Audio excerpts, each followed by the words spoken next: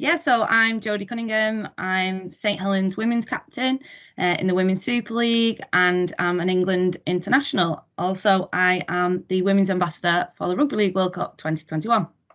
Kia ora, I'm Honey Hireme-Smiler, recently retired Kiwi fern from New Zealand, and now a international ambassador for the Rugby League World Cup. So in 30 seconds to a minute, can you give us a brief history of Women's Rugby League up to this point today? Wow, 30 seconds to a minute, no pressure. Yeah, so it's 100 years this year since the first ever women's game. So back in 1921, 17th of September. So that was sort of the start, but then it was relatively slow developing. The first Women's World Cup wasn't until the year 2000, competed but for in the final, Great Britain and New Zealand. New Zealand got the victory in that one. And then 2013 was the first time then it was ran as a festival of World Cups, which was in England. So really exciting opportunity for everyone and growth of the women's game. Then 2017 was the first World Cup where it was ran alongside the men's competition. So really exciting for us and a great opportunity in Australia. And then now progressing through in 2018, in both England and in Australia, the women's competition developed to be ran alongside the men. So that meant that there was the Women's Super League in England and then the Women's NRL, which I think has shown so much growth across both sides of the hemisphere, leading right through into Rugby League World Cup 2021, which will be an absolute game changer for the women. Yeah, I think you summed that up very nicely. So next question's for you, Honey. So as we've already said, 100 years ago in 1921, women on both sides of the world came together against all odds to pursue their dreams of playing rugby league. How proud would they be of where the game is today, and what they started for generations of women who've played rugby league since? Oh yeah, I mean, I believe they would be enormously proud to see how the great game is growing, and I mean, they probably could have never imagined what impact that one moment in time or that one game had on the future of women's rugby league, and vice versa. Though 100 years on, we are so proud of those women who went out there a century ago, and they had the courage.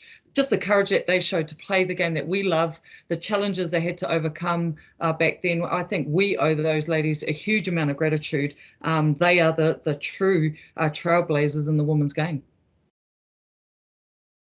I 100% agree. I was reading up on some history about the two women who started it, and I mean, they really had to put themselves out there, and they had a lot to face. So I think it is incredible how far it's come in just 100 years.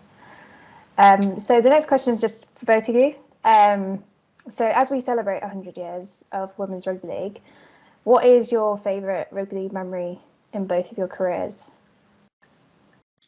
I'll go first. I think sort of on a personal level, my favourite memory was the opening game of the 2017 World Cup. I'd had an injury before that and didn't think I'd make it to that World Cup. So I think opening game was against Papua New Guinea. It was their first ever World Cup for the women, which was, again, I think a really important moment for them and all the women who've really fought to compete at international level in Papua New Guinea.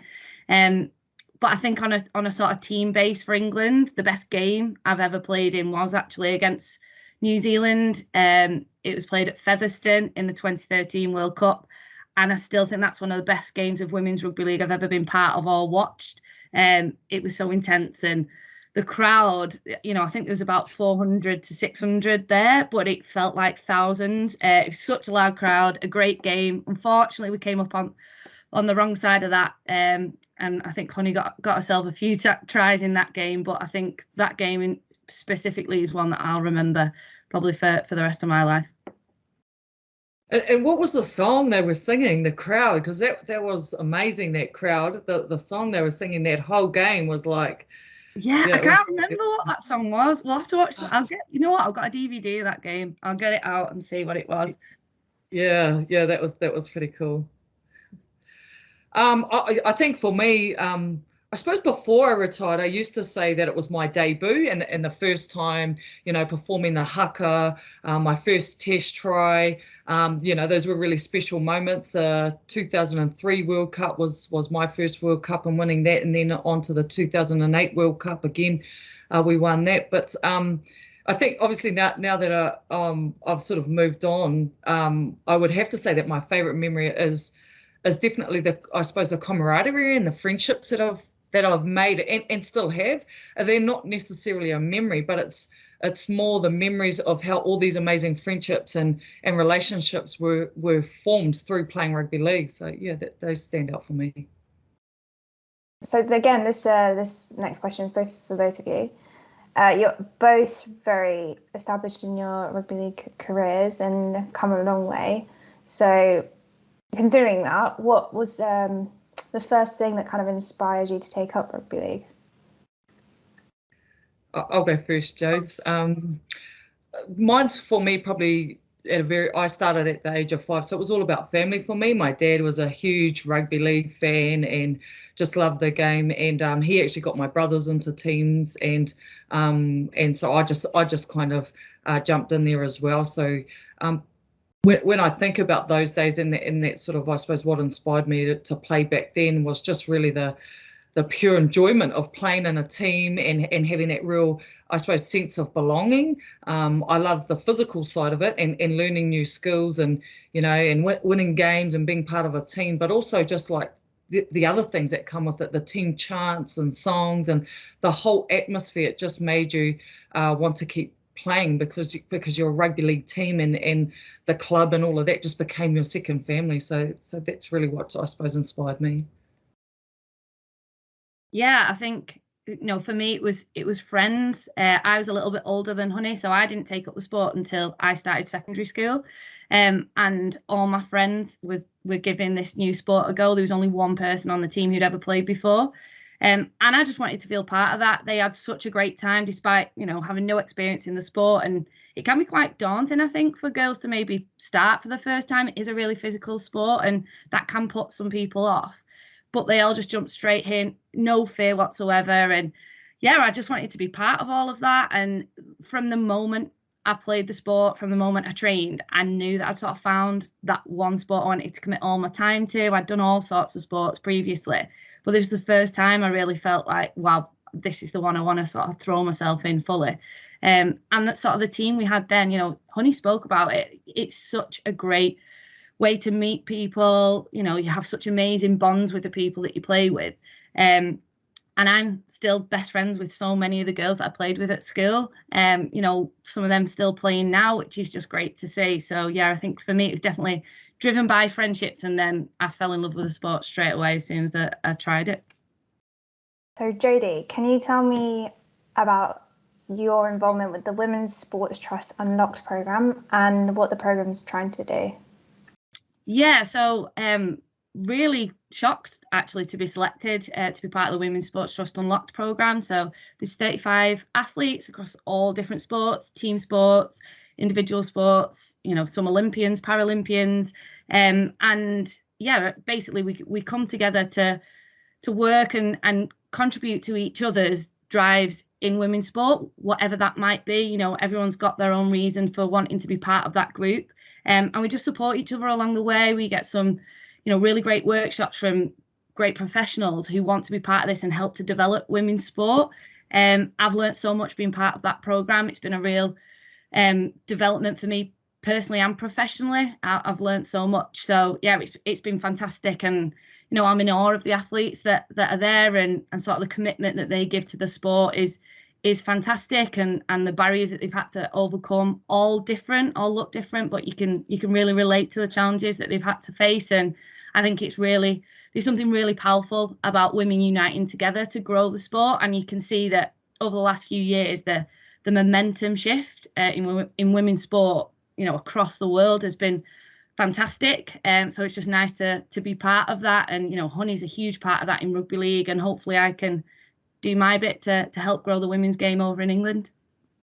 Honey, so what was your experience when you were younger getting into rugby league? You've spoken a little bit about it, but if you could go into more detail. And since then, have you faced a lot of change in the women's game? Like, how far has it come, do you think? Yeah, so I mean, I started playing when I was 5 and mostly playing alongside the boys, playing in the boys teams. And I played in the boys teams right through to I was about 14, 15. And I think that that really kind of, I suppose, gave me an advantage in terms of my skill level and understanding of the game. I know when I turned around sort of 9, 10 years old, the boys started to get a lot bigger than me. So I was always having to work out ways to stay competitive alongside and against the boys. And once I joined the women's game, and I was sort of, again, I was only 14, 15 at the time, it was the same thing. The game was always evolving. So you had to constantly assess your own strengths and weaknesses to make an impact on the game and push to play amongst the best in the world. As Jodie mentioned, it's that almost like that addiction that rugby league kind of hooks you in. I think seeing the evolution of the way we play the game has been a real privilege to be a part of. I think the women's game, it continues to get faster. The contact side is a lot more physical, which is a result of the improvement of the players' skill level and knowledge of the game. It has continued to, I suppose, progress, which in turn it makes the women's game exciting for just everyone to get involved in. I would definitely agree. I've actually had the privilege of editing a lot of the women's content from 2017, and some of the hits in that, they're intense.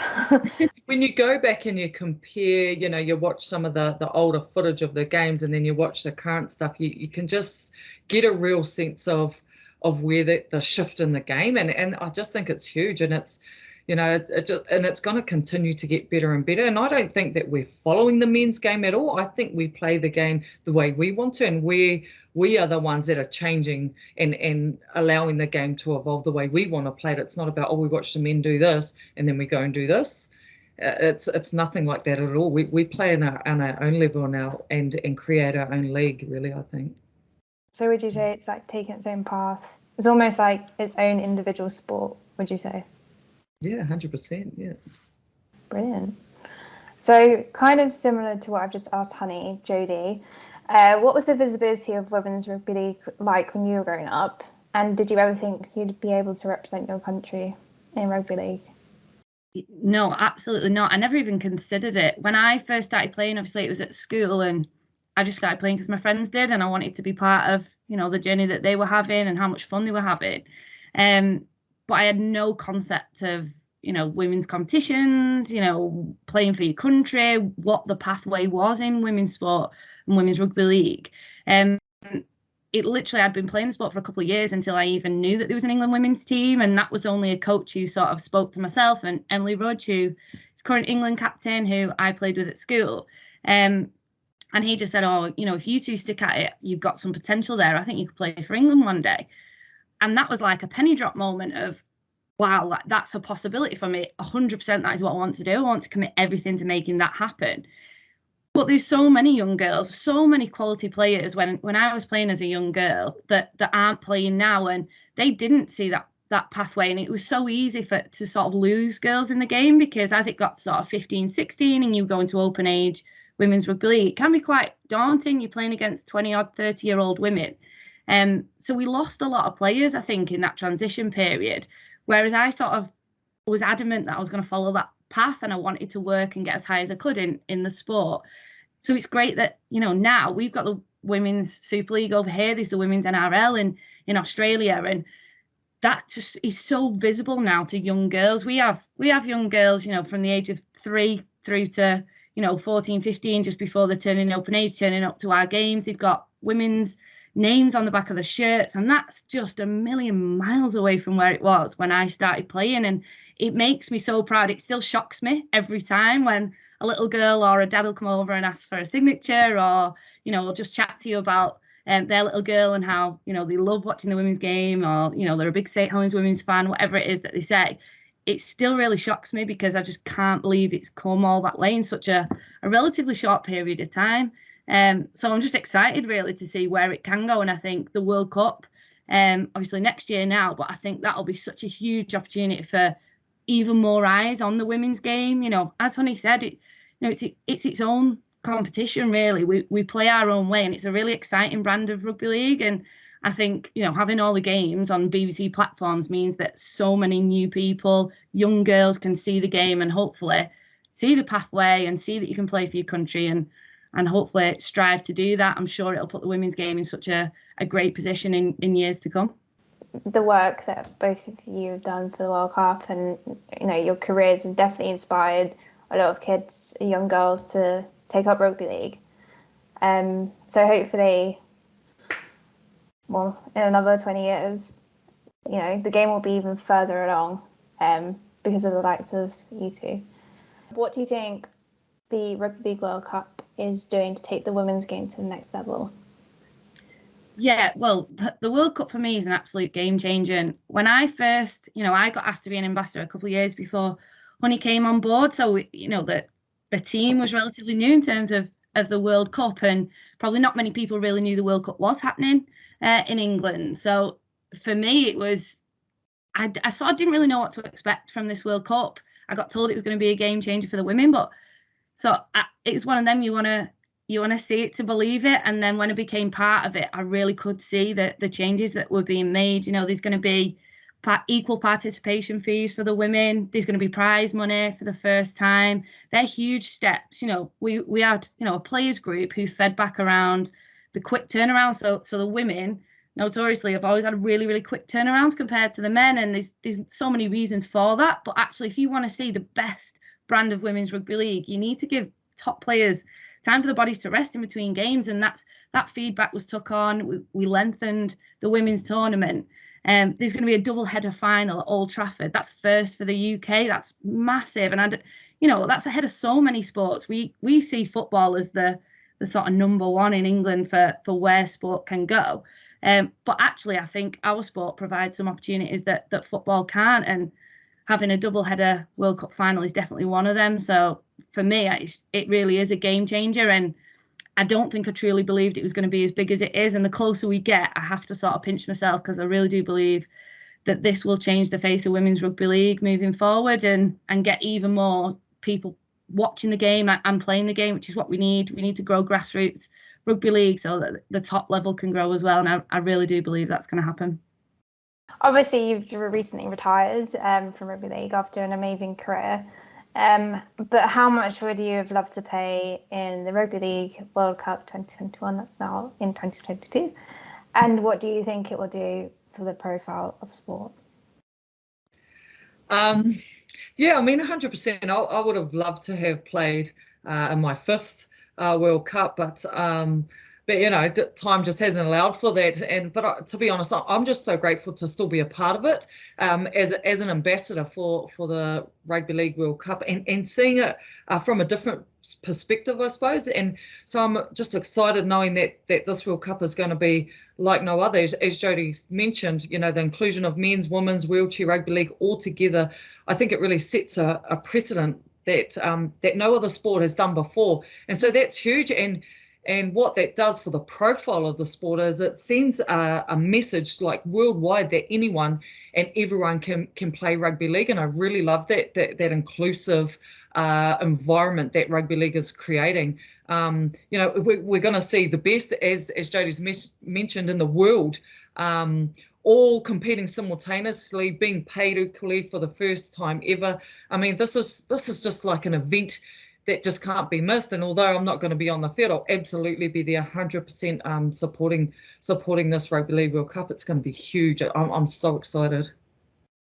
I'm not too sad that Honey's not going to be on the pitch. I don't need to get stepped by Honey again. I've had a lot she scored a good few tries past me. I don't need any more. I've heard stories about that.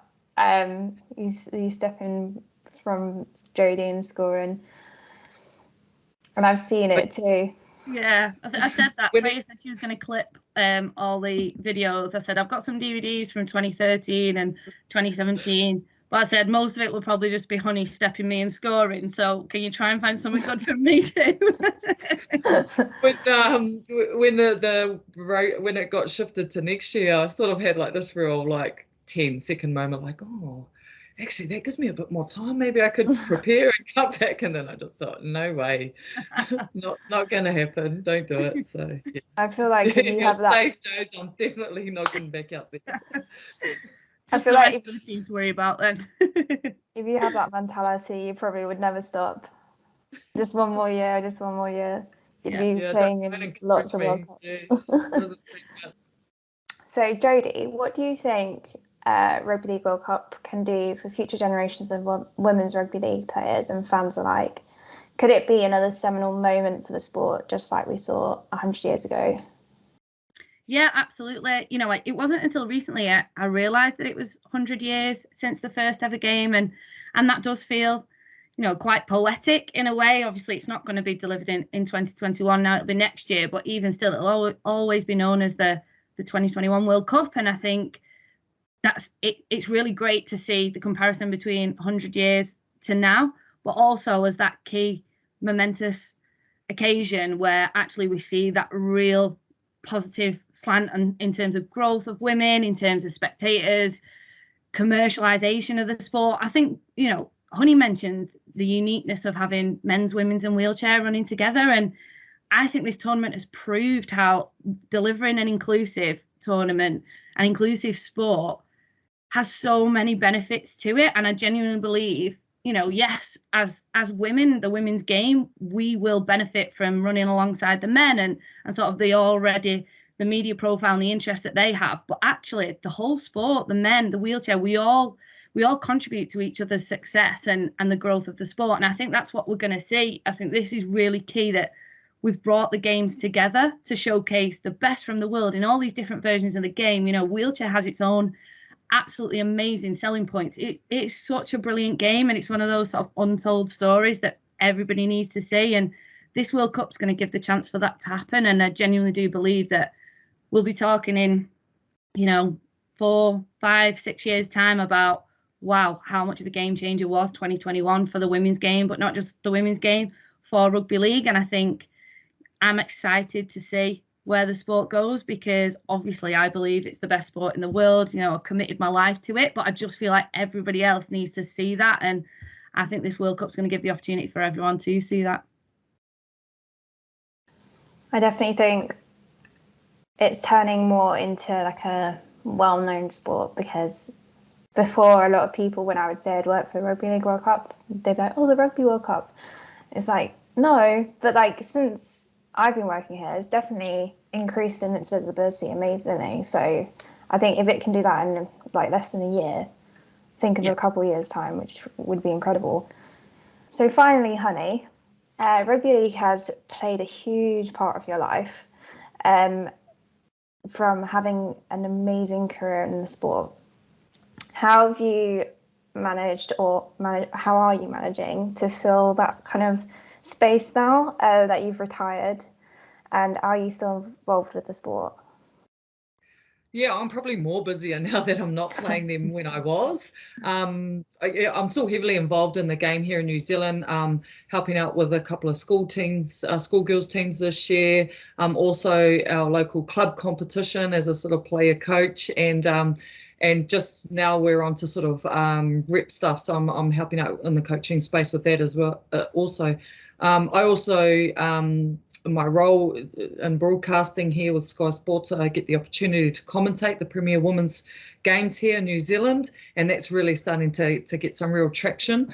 And also part of it, I suppose, an advisory group to ensure the growth of the game continues in New Zealand, specifically in that women's space. So yeah, lots of involvement here in our lovely little country way down here. But I suppose I feel like I really owe so much to the game, and that, you know, I'm really passionate about giving back and continuing to support the growth of the game from a club level, you know, right through to the World Cup. I think that people, as Jodie mentioned, when you get involved with our game, you never lose that connection. It's a real lifelong connection and a love for our sport. And so, yeah, I think I'll be involved for as long as I live, that's for sure. Brilliant. I definitely think you can see, especially in the women's rugby league, it is 100% more than just a game. And I feel like it's really shaping not only sports for women, but like the profile of women in society as well, and showing, you know, that women can be playing like rough sports, you know. So I definitely think it's an amazing thing that you're doing, like helping young girls kind of following in your footsteps, and hopefully be playing a World Cup themselves. Yeah, I don't think it's until you get older and you reflect as well, honey. Like I reflect on what rugby league gave me as a young girl, and it's so much more than just obviously being physically active and yeah, you're with your friends, which you love, you're doing something that you enjoy, but even just the, you know, like the positive body image. I think rugby is brilliant for women in that respect, because it's never seen as, you know, you want to lose weight and you need to look a certain way. You've got every shape and size. You've got tall girls, short girls, slimmer girls, bigger girls, and they all have their role on the pitch. They all have a reason why their body's a tool to be the best it can be on the pitch. And there's not many sports that are like that. I think, you know, there's a lot of sports, if you look at sort of professional teams or teams across the world, they all look very similar. You know, netballers are all quite tall and slim. Rugby, actually, we're a very diverse sport, and I think that makes us even more welcoming, that actually everyone's got a role, everyone's got a position. And I think for me that gave me so much confidence growing up, and I didn't realise that until I got older and sort of reflected on, you know, why do it have like a really good positive body image and really healthy sort of ideal of that. And I think genuinely do believe that that's being part of a sport like this and it being so welcoming. And I've seen so many, you'll have seen the same, honey, I'm sure, so many young girls come and be part of teams I've played in, and they're so shy and they're so quiet, and you can tell they, you know, it took so much for them to just turn up, and then actually they thrive and they come out of the shell, and rugby league brings out the best in people. And I just think that's something that, you know, all young girls should want to be part of and should get the chance to be part of. So hopefully we'll see more and more young girls getting on the journey and enjoying being part of rugby league. Yeah, 100% agree with that. Yeah, and it's interesting to see lots of players now crossing over to rugby league because of that culture that we create and those environments, and they come from other sports where the environment is, you know, when you get a group of women together, it can either be, you know, go off really, really well, or can be the complete opposite. And some sports, depending on the culture within the team, they just don't get that. But rugby league seems to really get that. And you're completely right. It's because it's a game for everybody to play.